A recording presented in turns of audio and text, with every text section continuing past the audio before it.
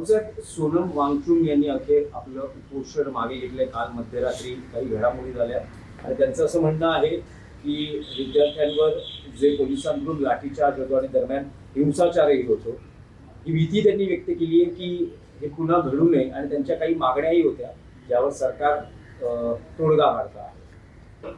सोनम वांगचुक यांनी 26 दिवसांचं उपोषण मागे घेतलं. याबद्दल सगळ्यांनाच एक आनंद आहे. 26 दिवस त्यांनी उपोषण केलं. त्यांच्या उपोषणामुळे एक आंदोलन उभं राहिलं. देशातली युवा पिढी रस्त्यावर उतरली, इतर लोक रस्त्यावर उतरले, आजही आहेत ते. पण मध्यरात्री उपोषण सोडण्याची गरज नव्हती. हे सगळ्यांच्या समक्ष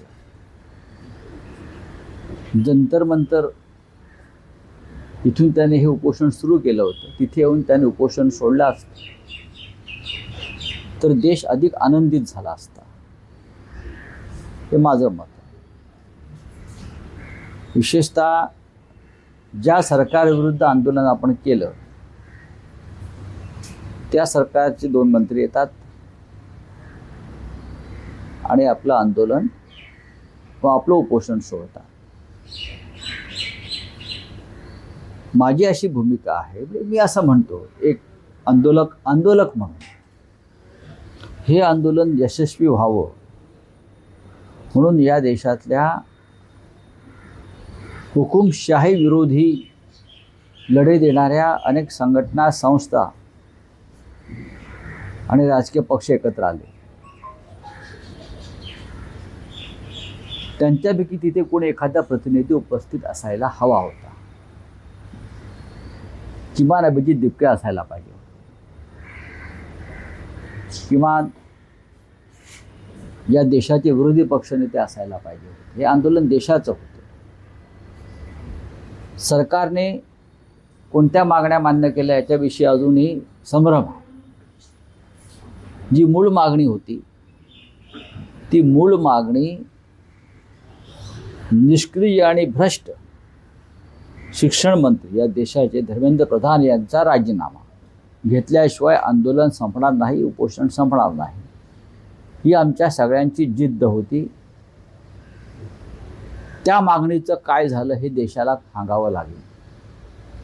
धर्मेंद्र प्रधान यांना का वाचवलं जात आहे आणि धर्मेंद्र प्रधान जर वाचवले जाणार असतील तर सोनम वांगचुक यांचं 26 दिवसाचं उपोषण काय कामाचं.